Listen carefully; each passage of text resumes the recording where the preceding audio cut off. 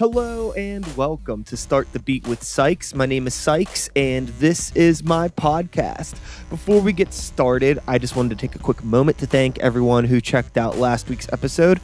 If you're one of the people who listened to that conversation, I hope you enjoyed it and thanks so much for coming back. But for those of you out there who are new to the show, welcome. Please feel free to make yourselves at home. And as always, there's beer and soda in the fridge. So what the fuck is up, everybody? How you doing? I'm doing good. A little busy. So busy that I realized I didn't actually... Normally I type up everything that I kind of want to say on these intros, so I have a little list. I forgot to do it for this episode, so I'm just gonna fucking roll with it. Go off memory. Things are tight. Shows are coming up this weekend. Gonna be the 25th January this weekend, correct? Yes, Friday. Start the Beat live as part of podcast night at the Tolma. So if you are in the Pittsburgh area, you want to take a little trip out to the South Hills, Dormont area, that's where this is going to be doing a live episode of Start the Beat with Sikes alongside 3 other podcasts, being THRIFTY, Ghoul on Ghoul, and one half of this week's guest, Neon Brainiacs. I don't know if that one half of this week's guest, the guy that's on this week, is one half of Neon Brainiacs who are going to be at the podcast event this weekend. Does that make sense? I hope so. Again, I'm not prepared, but are we ever really prepared for anything? I don't think we are, especially living in Pittsburgh where you get, an inch of snow and everybody's like, it's the end of the world. Anyways, aside from that, February 1st and 2nd, Gray Walker will be in Michigan. On the 1st, we're playing in Lansing. The 2nd, we're playing in Grand Rapids. Both of those shows are with our buddies in Heartsick. I don't know if I have a viewership or listener base in Michigan, but if so, come check out my fucking band. We're not that bad, I promise. And February 8th, Sikes and the New Violence, we're doing a headlining spot over at the Smiling Moose. It's an all hip-hop event playing with Abstract Theory, Walkman, and BB Guns. Anyone that's been listening to the show for a while, Walkman has been on the show, and BB Guns have been on the show a couple times. So if you are fans of any of those people, you should come out to the show. Yeah. Supporting art and stuff. I would assume if you're listening to this podcast at all, you're already kind of into supporting art. Or maybe you're just here for Gregg. So let's get into that. This week's guest, my buddy Gregg, like I said, one half of Neon Brainiacs, which is an 80s horror-themed movie podcast. I was recently a guest on the show. The episode has not gone up yet. I think it'll be up sometime next month, so I'm not going to get too much into that. But the same day that I recorded that episode, I had an episode scheduled here at my place that fell through. So Gregg was like, I'll do it. So basically, we recorded an episode at his place, and then he came over here and we recorded an episode of my show here at my place. It was fun. Got to hang out with Gregg. Never really talked with him a whole lot prior to that day. So what better way to get to know somebody than recording yourselves talking with each other for about 4 hours? Yeah. That's friendship in 2019. So yeah, Gregg's a solid dude. Spent a lot of time in the Pittsburgh music scene. He's a bit of a nerd, so being somebody that's involved in local music and being a nerd and into horror movies, me and Gregg got along pretty naturally. And I think you'll really, really dig this conversation. It's cool. Really glad to talk with him and share it with you all. So without further ado, before I ramble anymore, let's get into my conversation with Gregg of Neon Brainiacs. Sit back, relax, and let's start the motherfucking beat!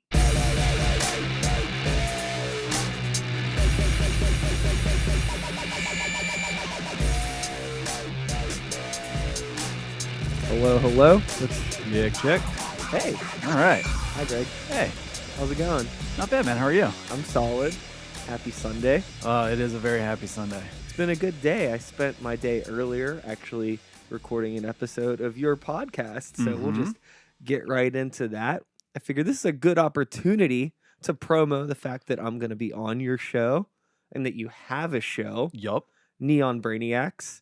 Tell the people about it. All right, so Neon Brainiacs is me and my friend Ben Deedles, local filmmaker and musician. We talk about 80s horror movies and strictly 80s horror, which sometimes Specifically. We only do 80s Joel, sir. But yeah, sometimes it's cool. Sometimes you're like, this movie was made in like 1991 and I really want to talk about it.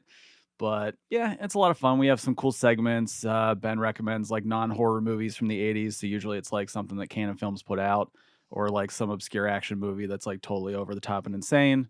But yeah, we've been doing that for a little over a year now, and it's pretty cool. Yeah, I had a really good time. I'm not going to spoil the movie that we did. Yeah, it's coming a little further down the line. So, yeah, I know that probably won't be out for a bit, but I had a blast. We talked about a lot of awkward sex, interesting things. So I guess relating 80s horror and the podcast and you to all of that. Let's do this. What was the movie? Oh boy. And you know what I mean. I know exactly what you mean, and I'm gonna cheat a little bit. It's not the movie, it's the franchise. That's fair. And for me, that franchise was Friday the 13th. Okay. Starting at like, oh God, I had to have been maybe 8 years old. Every Friday the 13th. I don't know who thought of this, by the way. We were, in second grade. Every Friday the 13th, me and my friends would have a sleepover. Somebody's parents would rent a random Friday the 13th movie, and we'd sit around, watch it, and be loud and just act like little 8-year-old assholes. But yeah, like we did that pretty frequently, and I just kind of got hooked on it. That was, I think, the first franchise that I was really like into. Child's Play scared the fucking shit out of me. Same. Did you have a My Buddy doll? No. Okay, I did. So it was like way worse. Like I would like throw the thing down the steps and then go, oh God, I hope it's not going to come alive and kill me. Sure. My dad was really into Nightmare on Elm Street. So that I kind of like cherry picked at that for a while and then got into it at a later age. But yeah, that's kind of where it all started. That's cool though. So like your family was like watching some of the stuff, so it was around the house. Oh yeah, my dad was like, we always went all out for Halloween. He always went all out for Christmas as far as like decorating the outside of the house. Even the inside, like we would kind of just like our living room was just decked out in like whatever holiday. He liked Nightmare on Elm Street. He was a big Tales from the Crypt fan, all that stuff. And then I found out later, probably a couple years ago, that he took my mom on a date to see Maniac at one point, which I'm going to get a little bit more out of the story out of my mom later on when we cover it. Yeah. But yeah, just like goofy shit like that. That's gnarly. Yeah, it was really cool. What was music like in the house growing up? My dad was pretty strictly like 80s hair metal and Led Zeppelin. Yeah. And my mom was like a big Led Zeppelin fan too. Yeah, came up on that. One of my earliest stories I've heard of talking was like singing along to like Wild Side by Motley Crue. Okay. Which like for a while I was like, oh, that sucks. But now I'm like, that's fine. I'm cool with it. Yeah, just like a lot of that. Grew up listening to like alternative radio and DVE and all that. Yeah. And my dad was a real big metalhead, like Cannibal Corpse cassette tape metalhead. Oh, hell yeah. My uncle was super into death metal. The band Leprosy, he was actually one of their earlier singers. Like They're still a band. You know that? That's insane. I've never seen them. I don't even think I've heard them. Sorry, guys. Yeah, they're still around. I've seen them kicking around, and I always thought, like, it's been that long? Like, is that the same band? But yeah, sure shit. The funny thing is, I think the last time I saw them, Grey Walker, we either played with them or it just happened to be a show that they were playing. Right. And like, from what I remember, half of the band looked like they were my age, and I was like, this is wild, because the other half looked like they were like twice my age. Right. So I think pretty much there's probably a couple of the original dudes still kicking it, and That's what I then figured. younger yeah. people just kind of cycling through. Because you have a background in local music as well. Big time. Yep. Yeah. I've been kicking around probably, God, I think I went to my first show when I was 8 years old. The first, okay, I'll give the second show and then I'll give the first show just Okay. because, hopefully I'll keep up my street cred here. My parents took me to the Schools Out 1995 tour with Alice Cooper and the Scorpions, and Ashes to Ashes opened up. Tight. First show was like 2 weeks before that. My uncle won tickets on, I think, B94 to see Hootie and the Blowfish. Okay.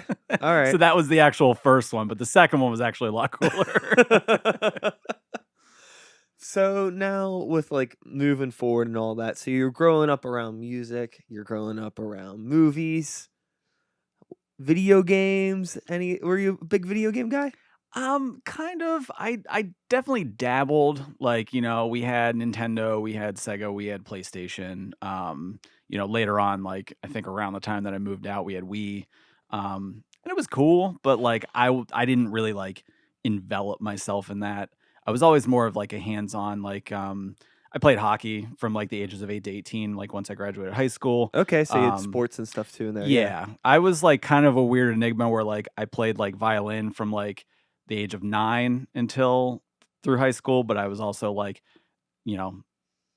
technically a jock because I played hockey. Yeah, you were just doing extracurricular shit Just giving myself swirlies, video game shit. Yeah, I was kind of all over the place. Well, I feel like because like, did you like skate or anything like that?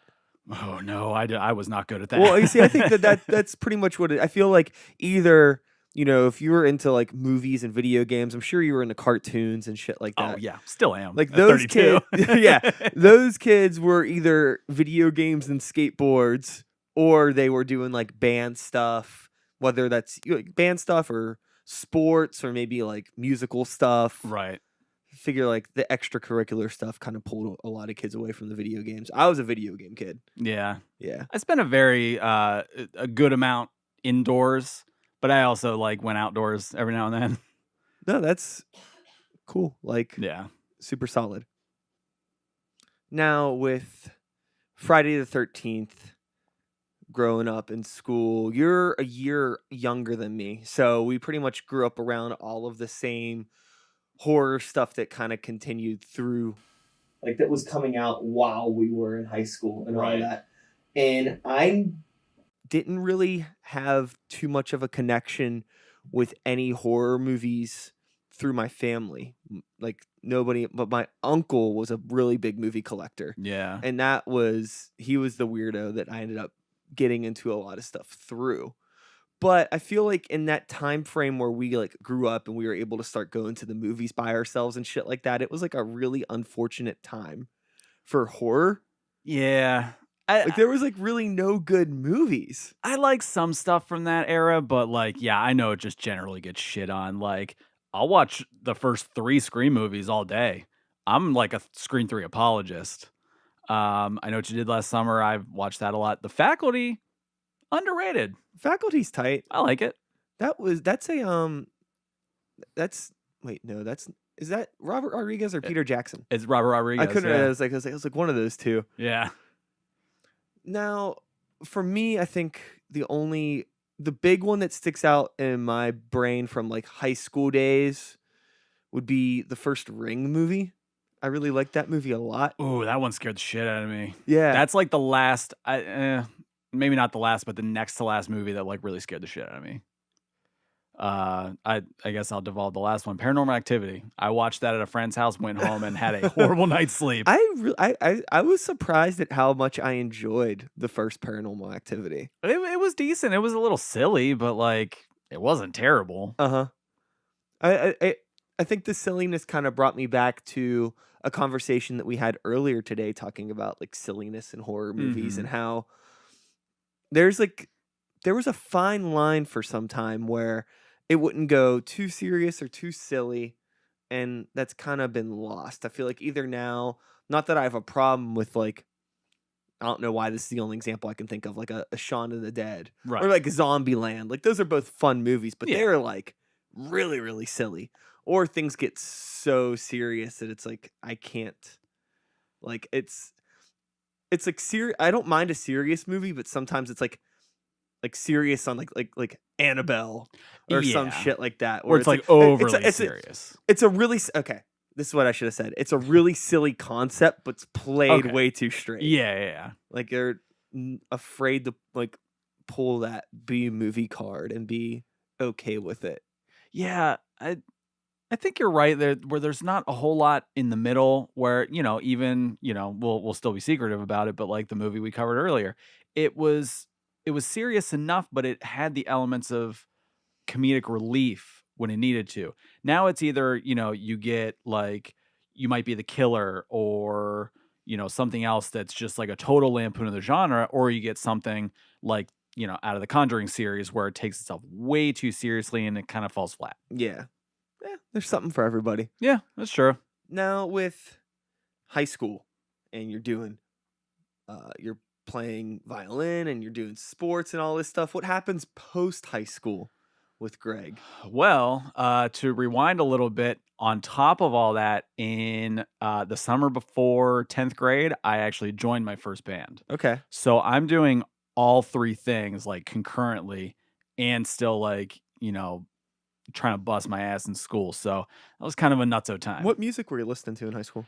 Part of it was the only genre I have ever been into that doesn't hold up, and that's ska music. Okay. A lot of ska, a lot of pop punk. Got into hardcore around like 17.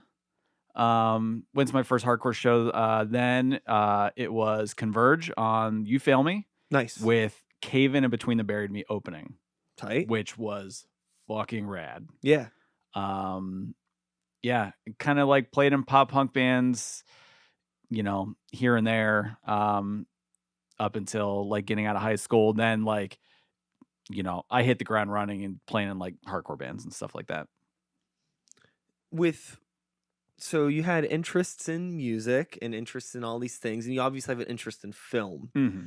Has your interest in film ever extended into like making movies or being involved in anything like that? Not until recently, and to be totally honest, I don't think I've ever mentioned this on our podcast, but like I didn't really deep dive into film until a few years ago. Okay. It's always been like, yeah, I like movies, but like, kind of the impetus for Neon Brainiacs was Ben and I, when we would have band practice, we would, play for a little bit, go outside and just bullshit about movies for like 45 minutes, go inside, play a little bit more. Once we were done for the day, it'd be like, okay, time to go. Play for 20 minutes, bullshit for 40. Play one song, bullshit for 40. Yeah. Yeah. And then we would talk for like an hour and a half after practice when it's like, okay, time to go. Oh, hour and a half later, I should really go. Yeah. But eventually I was just like, we should do this recorded. Because, we talk about it all the time and, give me an excuse to see all these crazy movies that I grew up in, walking past in the video store, but I never saw. Yeah. That makes sense. Yeah. So in terms of like being like going like collecting and like researching, deep diving, that's more of a recent thing. Yeah, I've definitely become more of like a film nerd as far as like some of the segments we have where it's like I'll look at directors, I'll look at, people that do effects. Even like labels, like a lot of the VHS labels from the 80s, like Vestron and like, live entertainment and all that stuff, like kind of center on that. And I'm sure that probably comes from like, all the different goofy ass collecting I've done, over the last like 10 or 12 years, whether it's like records or whether it's like Pez dispensers or comic books or anything like that. I've had some weird hobbies. Yeah, no, it's tight. You listen to a lot of Less Than Jake, you end up buying a lot of Pez. I'm just saying. That's cool. Do you ever think that you would want to like get into like making a movie, or do you think that's more something that you're absolutely? I forgot that was the question you originally asked. That's good. Absolutely. Meeting Ben, who I met him through music, and we played in a bunch of bands together. And then I realized, like, oh, he makes movies as well. His movie Slaughter Drive that just was released wide a couple of months ago, he was actually making that when we first met. And, I even told him, like, I've always been, like, into creative writing and kind of fell off of it, like, probably after I got out of high school. But I have all these ideas that I think would make cool, like, shorts or, like, cool movies. So he kind of would send me scripts and stuff like that, and I would kind of look at them and see how they were formatted. And then I just started like writing these like short stories and basically adapt them into screenplays. And keep my fingers crossed that eventually, somebody would be like, "Hey, this sounds cool. We want to make it." Yeah. So yeah, it's definitely in the cards for me. It's just a matter of when that'll happen. Yeah, I was pushing forward every little day, little bit at a time. Yeah. Me and my buddies made a horror movie in high school. Oh, really? It's all the main reason I made it, I directed it and edited it via VCR to VCR editing. Oh man, yeah. Gnarly. The only reason I did it though is because I wanted to do the sound design for it. So the only redeeming thing about the entire thing is that it sounds great, but Right. it just looks like shit. Total garbage. Honestly, if you've seen some of the movies we've done on the show, it's probably better than those. Well, it's not. I mean, I think it has heart, Yeah. and it's nostalgic for me because it's me and all the idiots that I grew up with. But it has pacing issues. Yeah, If I was gonna any nitpick it now. yeah, anything you make in high school is gonna have some sort of thing where you look at it, you're like, oh boy, I could have done a lot better job with that. Yeah, I guess the same thing goes for bands and shit like that Yeah. too. With the music, where is that in your life now? Are you still playing in bands and all that, or are you just kind of focusing on other things? It's on the back burner right Yeah. now. Ben and I actually play in a band called Pummeled. And we last played together, God, like probably last March. Our bass player that we were playing with, Christine, she had actually moved in June to live with her boyfriend in Missouri. And since then, we kind of like really haven't had time to like try anybody out or anything like that. And before she had joined the band, it was kind of like a big headache to find somebody that fits. So we're just like, we got all this other stuff going on, and that might be a potential headache. So like, let's just kind of not worry about that for now. Sure. I'd love to get back into it because like, I haven't even looked at a drum set in fucking 10 months. Yeah. And I've kind of started going to more shows again after kind of not being able to for a while. So I'm just like really getting the itch. Uh-huh. But yeah, unfortunately it's on the back burner right now. It's, with like working and, us trying to, manage our households, and Ben has a lot of acting stuff he does on the side. We just haven't been able to make it a priority. Yeah, that's fine. If it's not a priority, it's not a priority. There's plenty of other things you seem to be doing. Right. And not to say we don't love it, but it's hard to kind of just kind of get the ball rolling on it again. And it's kind of dumb to force something too, because then it doesn't turn out as good as you might want it to. Right. And then you start creating this weird vibe around this thing that you're supposed to love or whatever. Like It you don't gets a want to little like funky. resent it or feel forced to do it, especially if it's something like music where it's not like necessarily a paycheck or anything. It's really just your time. Right. And as you get older, you kind of have limited time to just fuck off. So if you're fucking off, you want to make sure that you're doing something worthwhile. Right. And I have found that like, if I do get that sense that like a band isn't fun, I guess, it's like air quote the shit out of that. That I played in a couple of bands that, eventually I was just like, I'm not really feeling it. I would quit and they would get really good. So I kind of have that like reverse Midas touch that as soon as I step away from something, it becomes awesome. The Girl Fight did the same thing. Yeah. I started that with all those guys, and once I stepped away and Richie stepped into my place, they got really fucking good. Heartless, that band, did the same thing. I started that band with all them. I stepped back. Rick joined the band, and they released like one of the best records on Southern Lord I've ever heard in my life. Yeah. So I'll if I have to like stop playing in a band for them to get good, I'll do it. I'm sure that's not the case. That's just, circumstance. Twice is quite circumstantial. What were the reasons for stepping away? It was just one of those things that like you just kind of go like, it's not clicking with me. It's it's nothing personal against anybody. It's nothing personal against the music. It's not even like a style issue. I think I just prioritized other things at those times. Yeah. Like I was doing other bands at the time. Like at one point I was in 3 fucking bands at the same time. I know you can Yeah. sympathize with that, but yeah, it was just one of those things like, not feeling it. I know you guys will be fine without me, so I'm just gonna go. And it worked. Yeah. Cool. With Neon Brainiacs now, and we have the live event coming up now. Yes, we do. I don't know if this will be out before then, so we either have it coming up or it happened, and it was a really good time. Come on out, or thanks for coming out. Yeah. With that and live events, and like interesting to be in this environment now where we both come from playing live shows, and now like thinking about doing a podcast live, like just bullshitting with your friends in front of strangers. Yeah. How are you wrapping your head around this potential concept? It's very interesting. I feel like I haven't really truly grasped the concept just yet because I keep saying like, oh yeah, everybody's in their 30s, so like we do house shows, but it's podcasts instead of bands, like just kind of like writing it off. But I'm sure like on the 24th, when we'll be like, what the fuck am I doing? How were you with like communicating and speaking prior to the podcast? Oh, I'm not good, and I feel like I'm still not really that good at it. I'm a very mush mouth type person, and I feel like my brain goes so fast that sometimes you like trip over yourself when you kind of try to like. I'm the spit it same way. out. I'm Yeah. the same way. I get really excited about things in my head, and I try to. I can't. It comes out, and somebody's like, "What are you talking about?" It comes out faster than I'm thinking. Exactly. Which is really funny because typically, if I think about something, I always overanalyze it. So I'm like overanalyzing, and my mouth's still moving. So I don't want I don't want people to just stare at me when I'm just like, I'm thinking. Yeah, doesn't work. But yeah, I gotta say, like, I ended up going back and listening to some of the earlier episodes, like when we very first started. First off, they don't sound that great.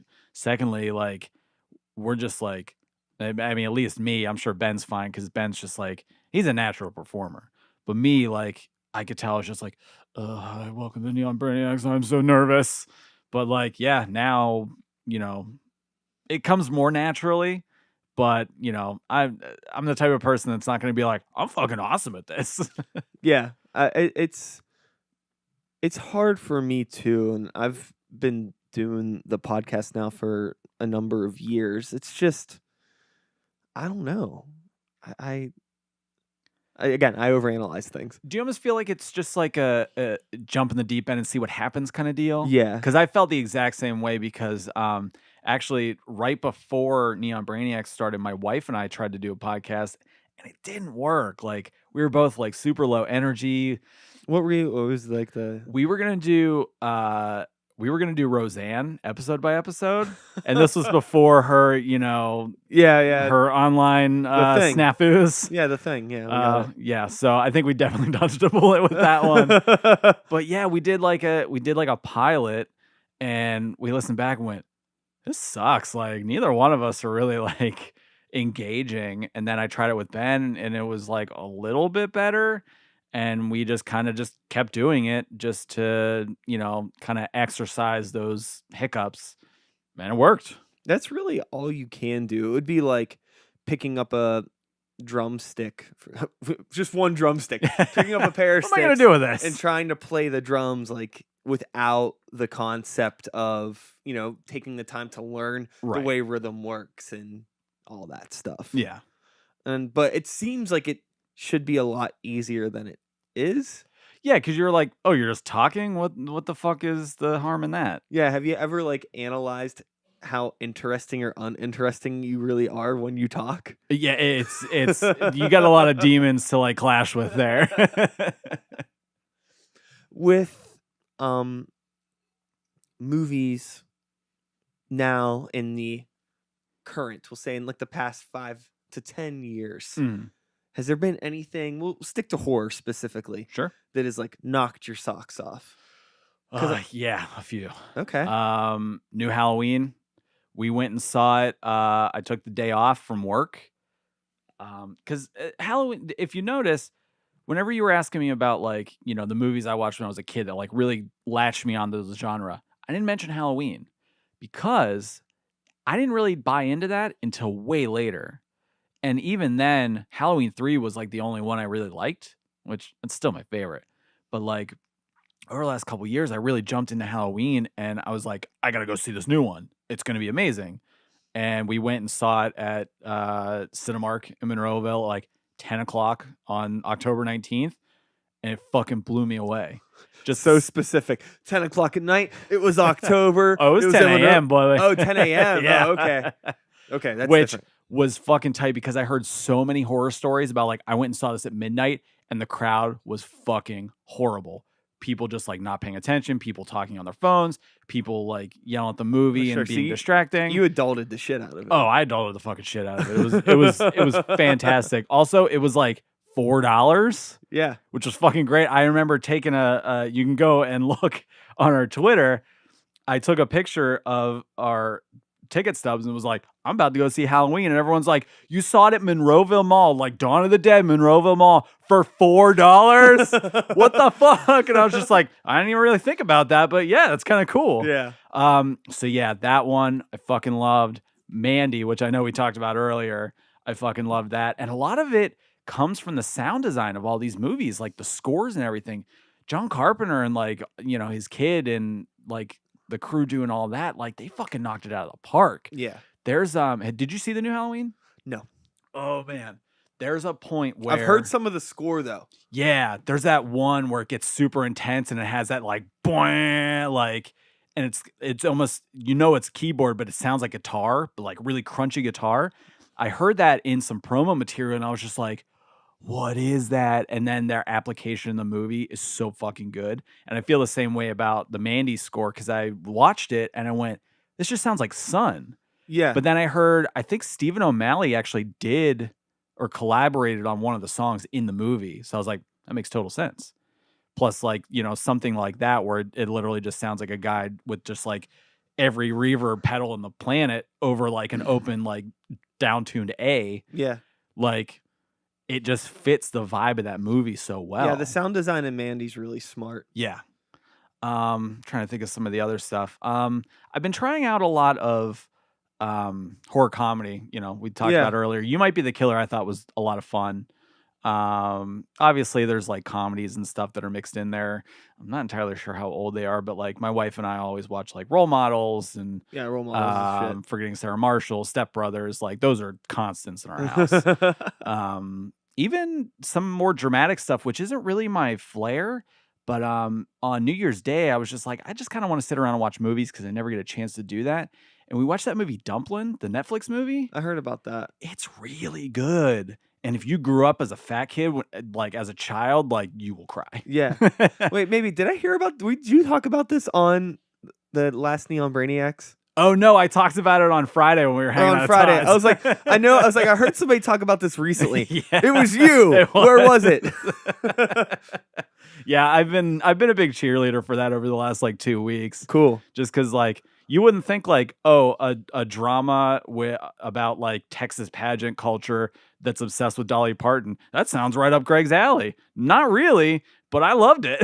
A good movie's a good movie. I can't deny it. I can't deny it. That's the same way music is too. Sometimes there are just certain bands or artists that you'll hear it and you're like, what the fuck is this? And somebody's absolutely. like, oh, you know, it's Hootie and the Blowfish. Yeah. And you're like, God damn. Why do I like this? But I like it. It's a good Hootie song. I gotta say, like, if you would have told me 10 years ago at 22, when I'm like very steeped in like traditional hardcore, like you will love Fleetwood Mac in 10 years. I would have been like, you're fucking high. Same as a few years ago, if you would have been like, oh, this drama that's about like Texas pageant culture, you're going to love it. I would have been like, well, you don't know me at all.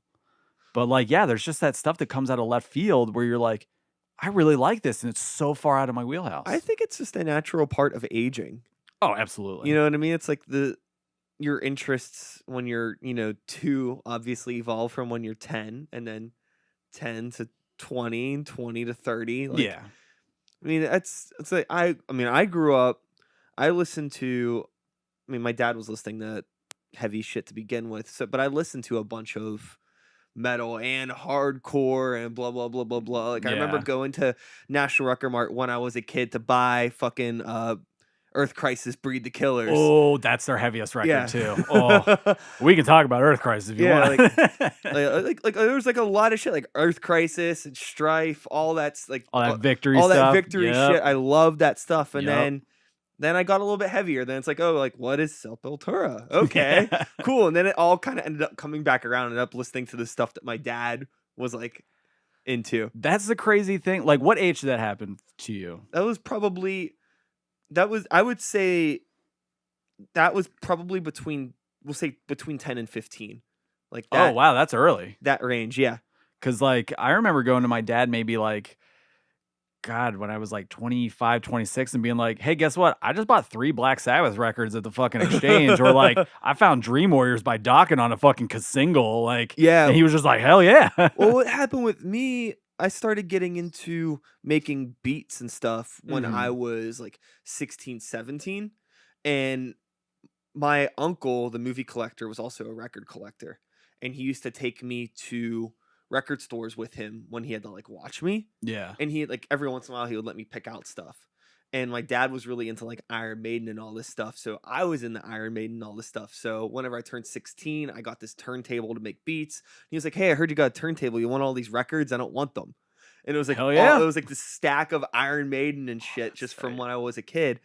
And it was just always around. And I was kind of like always super duper encouraged to listen to music. And I also kind of lucked out that I had a couple friends in school that were also into a ton of music, into the same stuff too. So yeah, when I was like I have a picture of me at my 10th birthday party wearing a White Zombie t-shirt. That's fucking tight. Like that's always been like probably the most consistent thing in my life has been like rock or metal to some degree. That's funny too, because like with Pummeled, we kind of have like that 90s like grunge metal thing, like Melvin's Helmet. We kind of have that down.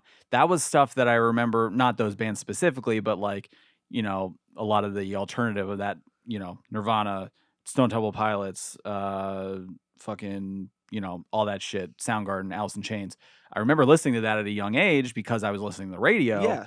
And then kind of like got into punk and was like, fuck all that shit. But then it came back around.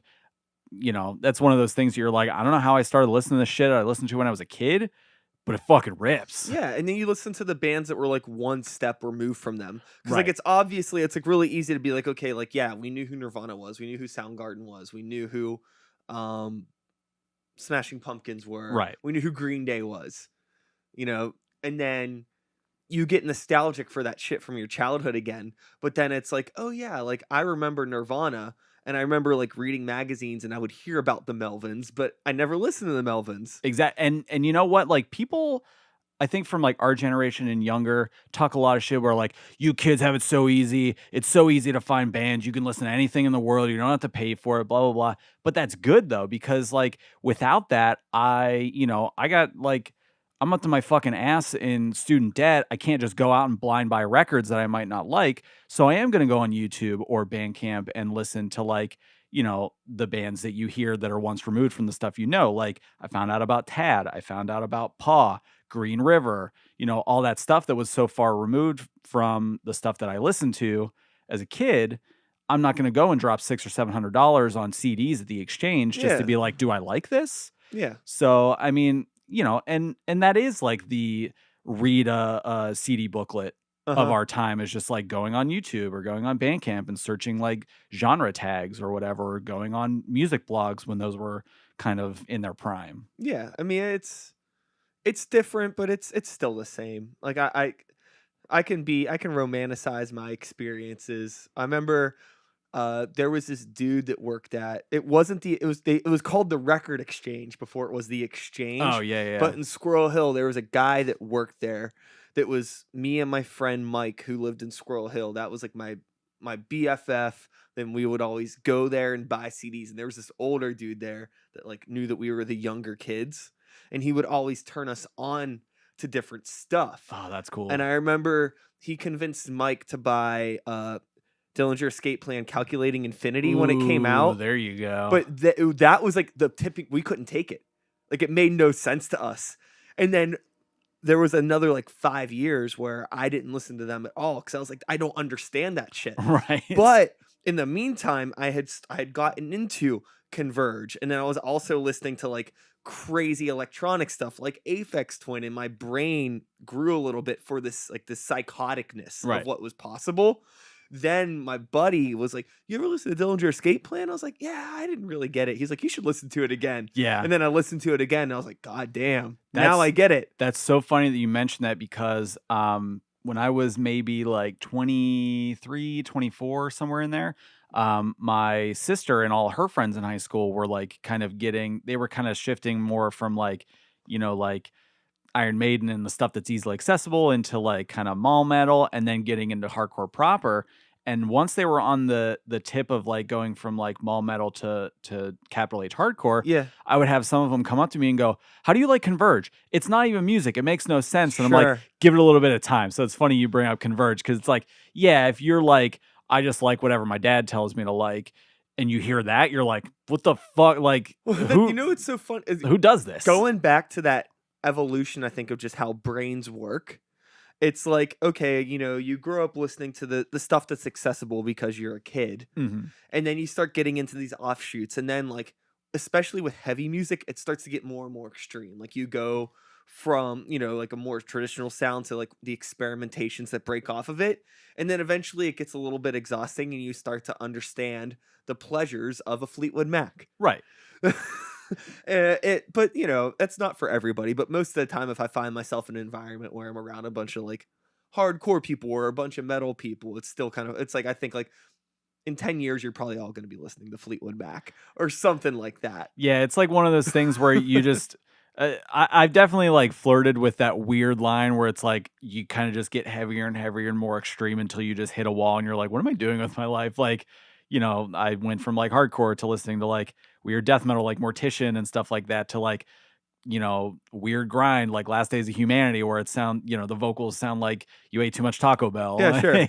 And then like harsh noise and like all this other weird like sound landscape shit. And then you're just like, nah, Nirvana's cool. Well, I think the best place to be in is just like to realize that there is a place for all of it. Oh, absolutely. But I mean, with anything, whenever you find out about something for like the first time, it's so easy to get sucked into this world and you just want to consume everything about Don't it. I know it? like I went through like a really big black metal phase my senior year of high school, and then now it's like, there's maybe only like a small handful of bands that like actually stuck in my lexicon that I will go back to and be like, yes, and then a whole lot of bullshit. But that's probably the same for every other genre of music too. Yeah, it's funny you bring up black metal too, because like there's a lot of like other factors you have to kind of account for. Fortunately, I never listened to anything that was too politically extreme. Yeah, where you're just like, I don't know even about when I was this. like, even when I was younger, because I mean, I grew up listening to like I was already listening to like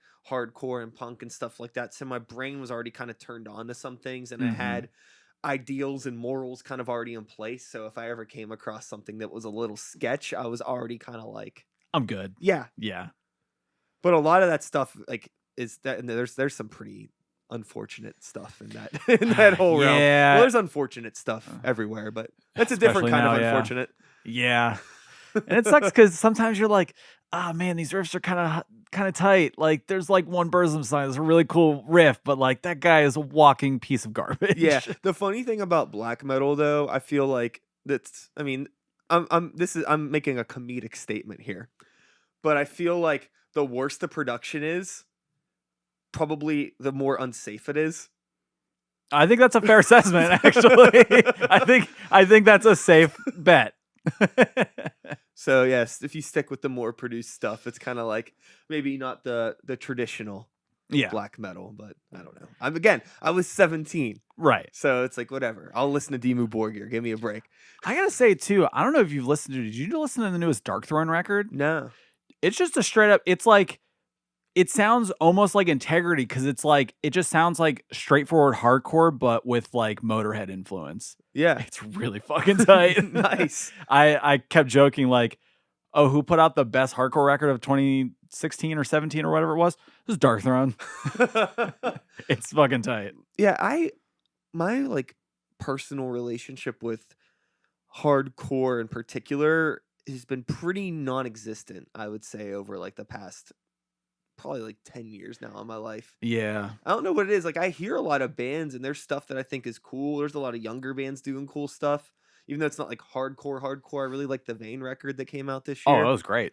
But it made me feel like I was in high school. And that's like what I liked about it, you know? And I was like, so I actually saw them play and I'd never heard of them before. They opened up for Glassjaw.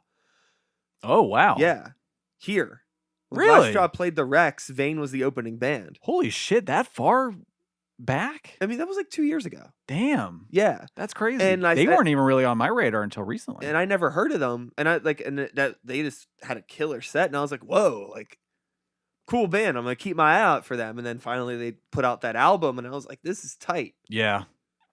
But like I also know that probably if I went to like a show where like specifically that fan base would be, it probably wouldn't be an environment for me. It's possible. I feel like we kind of live in a weird city for that. Because obviously there's still a lot of hardcore going. Like I haven't really been involved in it because I kind of got not really burnt out because I've always listened to it and I've always, sought out new bands. I just haven't really jived with what's been going on here. But yeah, I don't know if that has anything to do with it because, like, my brand of hardcore isn't really happening here. It's happening more in like DC and Philadelphia, where like capital H stuff, like no metal, no beatdown, no like crust punk, hybrid type stuff. Yeah, there's like, a lot of like I feel like hybrid stuff here. And the other thing too, I guess it's hard for me to like really be a part of it because I don't really know anybody locally too. Yeah. So it's the few times I found myself in those environments, it was just like it's just not my space. Like I'm not like it's cool y'all have it. It's just not for me. Yeah. You know what I mean? It's like a fucking I don't know. It's like a Burger King. It's not for me. Right. But I'm glad people have Burger King. Yeah, it's one of those things where you're like, I don't feel explicitly unwelcome. It's just not clicking. Yeah. So like as a result of that, I don't know. It just sucks because I'm sure there's a lot of good music I'm probably missing out on, but it's not like I'm not listening to stuff. I've just gotten into other things and found appreciations for other things. Yeah, and there's ways, you don't have to go to every show and just like throw yourself into whatever local scene you have. There is Bandcamp. You can buy a band's demo on Bandcamp, like throw money their way. So if you have this weird complex about not supporting them because they're not local, you can do that. I find a ton of new hardcore through the Axe to Grind podcast because finally, like, there's a lot of podcasts that talk about hardcore specifically instead of, a lot of these shows that, every so often they'll interview somebody from a hardcore band or like, kind of get mixed in. There's just different avenues now. Like we have the technology. You don't have to go to every fucking show. Yeah. For me, it's hard because especially with hardcore rock or anything that's like guitar driven, it's hard for me to really dig a band unless I've seen them live. Oh yeah? Yeah. Okay. There's just something about it where like I need to I love that experience of it's especially now. I mean, it's probably not so much an issue in hardcore, but with metal specifically, we're living in like this overproduction time. Yeah. Where, a lot of the metal albums that you hear, they're electronic albums because they're so processed to the point that you're actually listening to an electronic album. Yeah, and I mean, it sounds like metal. Yeah. But it's robots. I got my opinions on But it. I mean, like on the flip, I've seen bands that pull it off live. And it's like, okay, you can play this. I don't know why you went with the computer recordings. I think that's the real litmus test too. Yeah. Like if it can sound live the way it does on record, then you know what you're doing. I think the last band I really saw, I think the first time Deafheaven came through, they played with Russian Circles at the Moose. And Roads to Judah had like just come out a few months before that, maybe like a year or so. And I listened to it constantly. So I was like, fuck yeah, finally get to see this band. They literally sounded exactly like they did on record, except some of the tap tempos on like their delay were a little off. other than that, it sounded exactly like the record. So I was like, that's a talented fucking band. So How do you feel about the computer bands? You made a face. I don't know. It just, I don't know if it's just my opinion or the way that I came up or what I came up listening to, but like, it doesn't need to sound, you know, just kind of forcing a square peg in a round hole as far as perfection. Yeah. You know, if you goof up on something, you know, as long as it's not too obvious, it doesn't need to sound like you went into Fruity Loops and made every single beat. Yeah. I feel like I always pick up on like the nuance of like what a band is supposed to what is your message? What's the point you're trying to get across here? Mhm. And I mean, maybe that probably just comes from the hardcore punk shit growing up. Yeah. But even like with metal, that stuff does exist. Like there's plenty of bands in metal that have good messaging. But with like this whole perfection thing, it's all like, is this just like it's like it's like the equivalent of like somebody that over filters the photograph on Instagram. Like it's like all this is like a doctored up selfie Right. of a metal album. I think that's a really good way to put it. And it's one of those, I don't know, it just feels really inauthentic to me Totally. because like nobody's fucking perfect. You know, you can put out the best representation of yourself, but if it's obvious that you're like trying to clean it up and be like, well, I'm not really like that, like, you know, And there's this thing just feels about being weird. like I think a part of it kind of came from these like subcultures, like metal and stuff, um not being so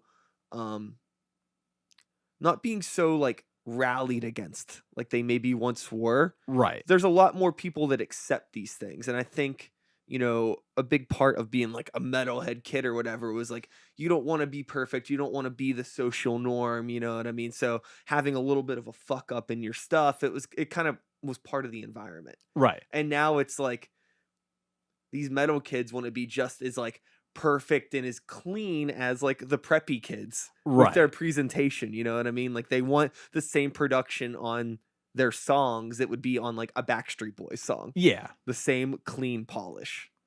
I think that's fair. And I don't know. It just, I don't know if maybe this is kind of what you were getting at, but it's not. All right. Hold on.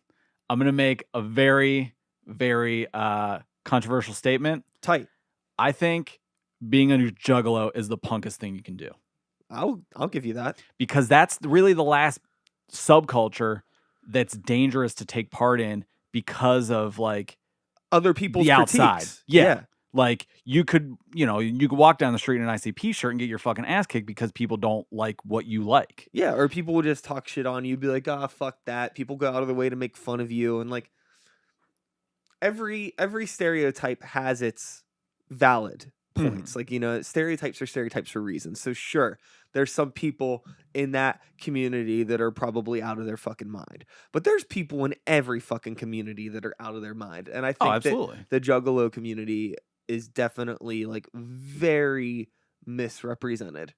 I totally agree because, I told you earlier I'd worked at a Hot Topic for a couple years, and the people that came in to buy ICP shirts were the nicest kids. Their parents were nice. And they dropped a lot of fucking money. Those are three things that like, oh, you're an asshole, you're white trash, and you're poor, and blah blah blah. I experienced none of that. Yeah. And I don't know if it's just like my experience because I was selling them the things that they wanted or needed, but I don't know. I've never really had a bad run-in with anybody that takes part in that subculture. So I don't know. I kind of have this weird, like, I have no stake in the race. Like, I don't enjoy that at all. But, I understand that that's like the last subculture that has a target on its back inherently. Yeah. It blows my mind though.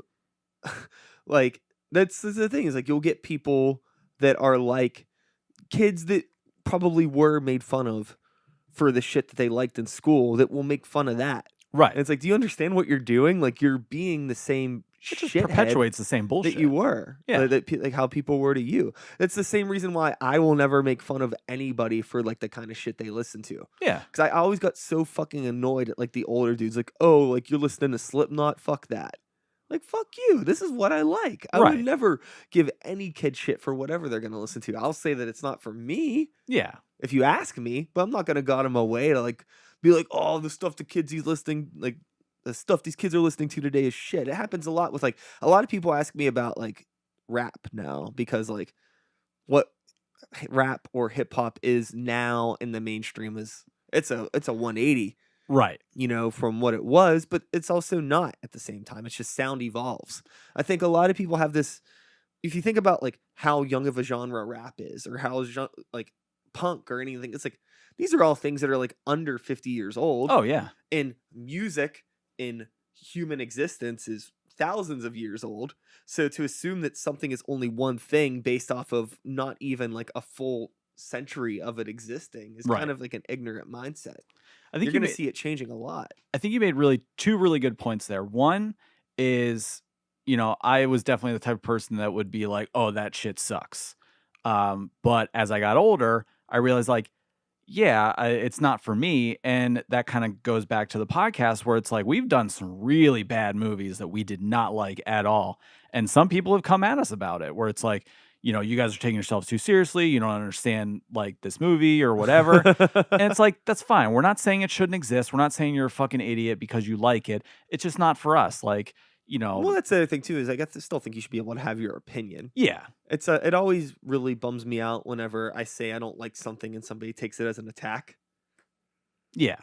So, it almost feels like you need to put a disclaimer where it's like, yeah, obviously we scale these on 1 to 10, but like that's just how we feel about it. Yeah. What was you said there was a second one? Yeah, I'm trying to think what it was. It may have flown away, so. It's all good. It's all good. Let's get back into movies real quick, because not real quick, we'll probably Yeah. movies have kind of suffered the same issue in terms of the access to technology and how computers can help improve the speed of getting a movie done and the Right. budget, and how I think some stuff has kind of suffered because of, we'll say, the big one being like CGI. Yeah. Not a huge fan of all that, but I understand that, if you're dealing with budgetary constraints or, who's available to work with, I understand not everybody can get, somebody like Tom Savini or, Rick Baker to work on their fucking movie. And that's totally fine. I have seen plenty of movies that, have CGI effects in them, and, I can watch it and go, would have preferred something more practical, but I understand the constraints. Like, I'm not the going to. Spawn live action movie. I do like that a lot, though. That's got a tight ass fucking soundtrack Yeah, with it too. does.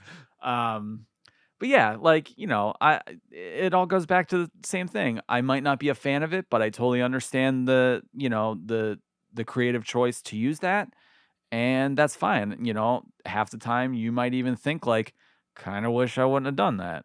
But Yeah, it's I have a very strong conflict in me when it comes to that kind of stuff in movies and with music. mhm. As a creator, I feel like everybody has the right to create and get their art out there. Yeah. But some of the best movies and music and the stuff that we hold on to was created in a time when you really had to have your shit together to get something out. Yeah. And why was everything, well, not everything, but why was there so much solid stuff done then? Because the only people that really got to that, you really had to like work and prove some sort of like prove your worth in different ways to get to a point to actually get music on a piece of wax or to get a film in a theater, where now it's like Everybody has a voice. you could shoot the goddamn thing on your phone and get it on Netflix. Yeah. And And that's fucking fantastic, but it also is like such a problem. it's a lot to sort through for the consumer, I think. Like, it's great that everybody has a voice, like, with stuff like YouTube or even Amazon Prime. It's not that hard to get your shit on there. And sometimes if you're a person that's like, everybody's got that experience of scrolling through Netflix and all this shit fucking looks terrible.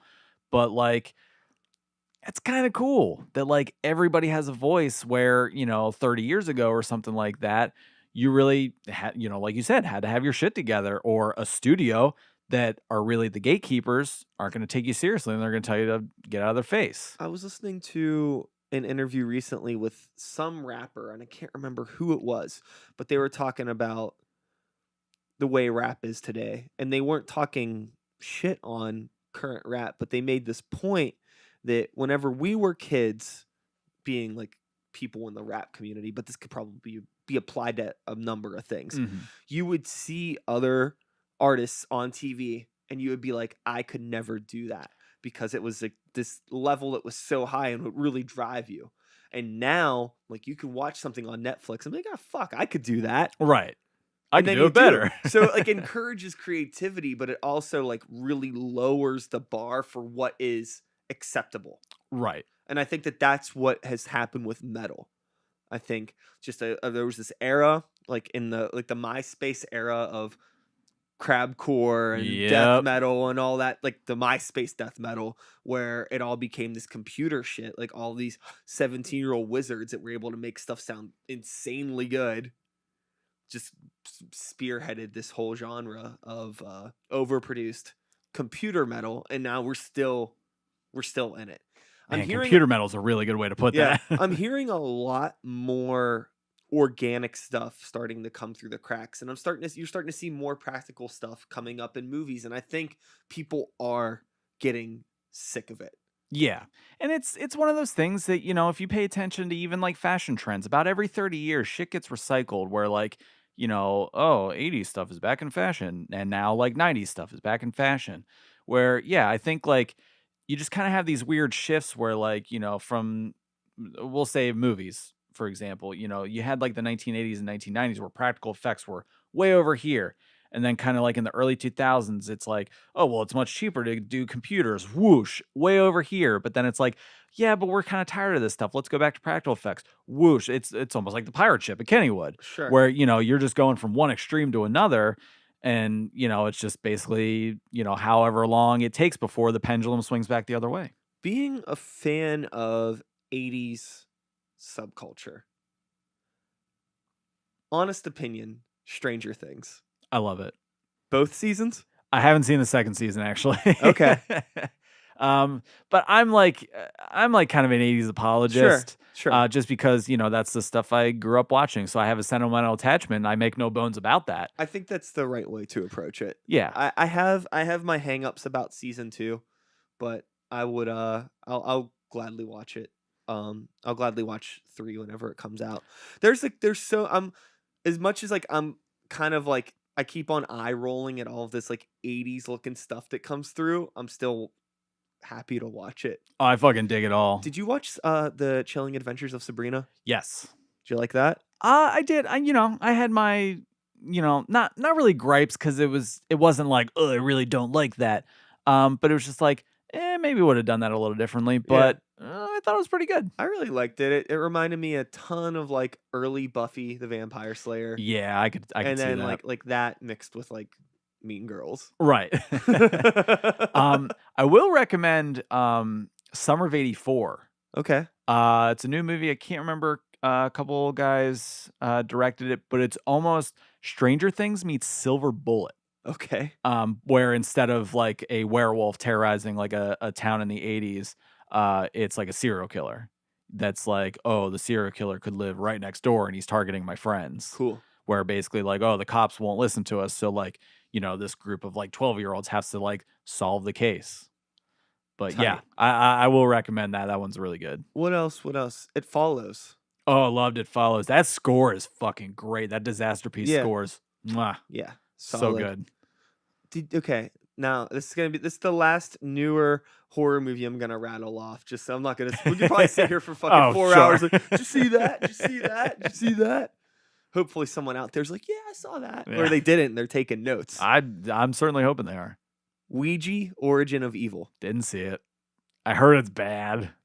Dude, I would give it probably like an 8 or 9 out of 10. Whoa. Okay. Yeah. All right. I'm like kind of. Was that a Blumhouse movie? Who put that out? Don't remember.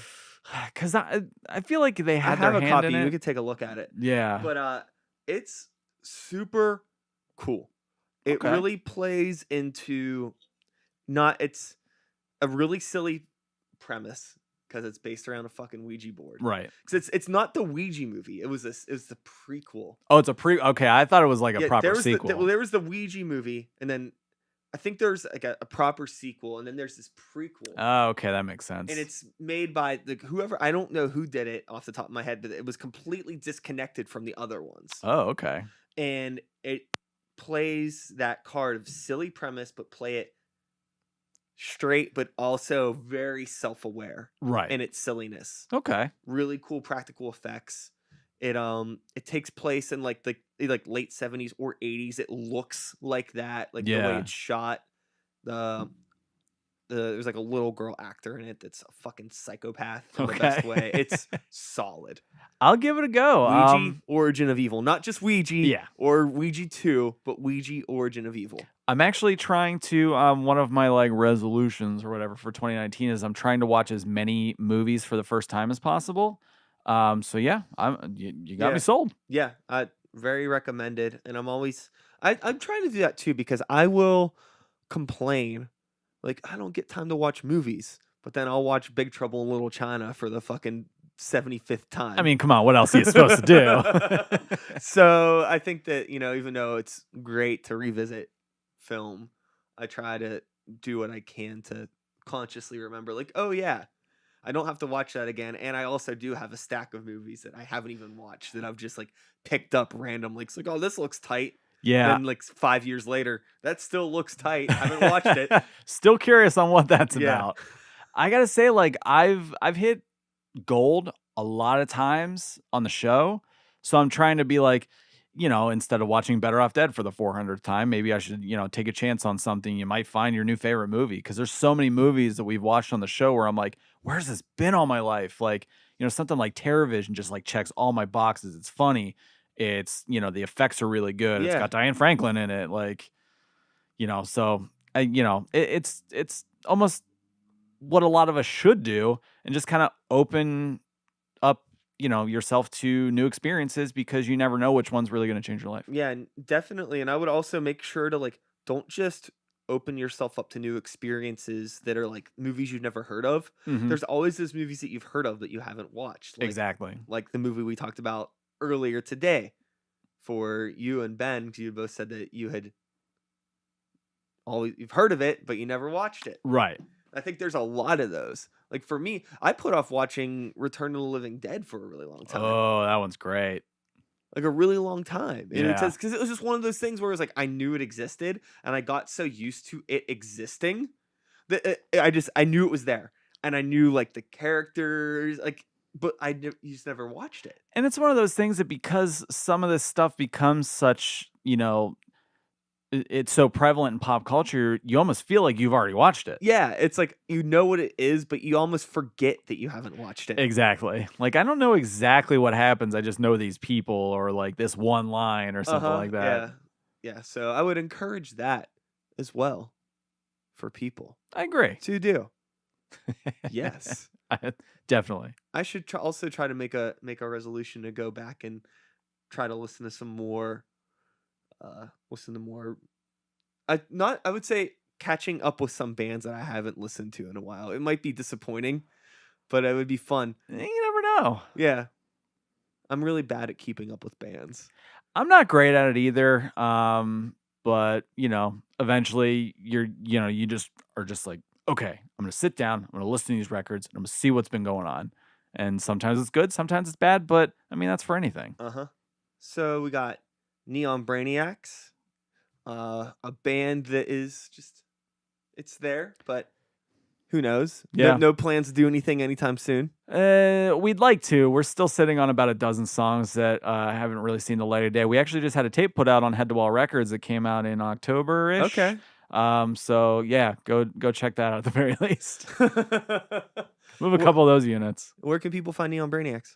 Neon Brainiacs is pretty much anywhere you find podcasts, iTunes or Apple Podcasts, whatever they call it now, Stitcher.